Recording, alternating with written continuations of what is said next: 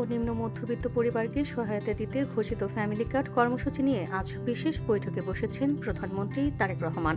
মঙ্গলবার সচিবালয়ে এই সভা অনুষ্ঠিত হয়।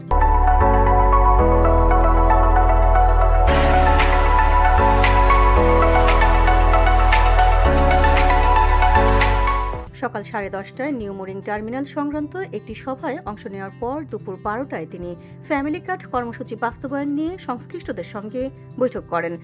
সভায় অর্থ, পররাষ্ট্র, আইন, খাদ্য ও কৃষিমন্ত্রী সহ সংশ্লিষ্ট মন্ত্রণালয়ের প্রতিমন্ত্রী ও ঊর্ধ্বতন কর্মকর্তারা উপস্থিত থাকবেন। এছাড়া বাংলাদেশ বিনিয়োগ উন্নয়ন কর্তৃপক্ষ বিডায়ের চেয়ারম্যানও সভায় অংশ নেন।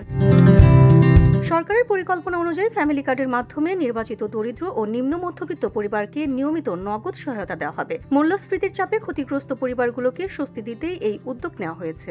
বিশেষভাবে পরিবারের নারী সদস্য ও গৃহকর্ত্রীর হাতে সহায়তার অর্থ পৌঁছে দেওয়ার কথা ভাবা হচ্ছে।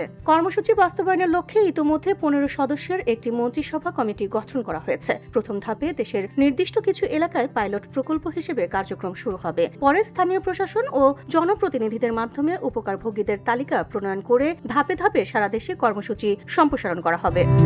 VOD Bangla news desk.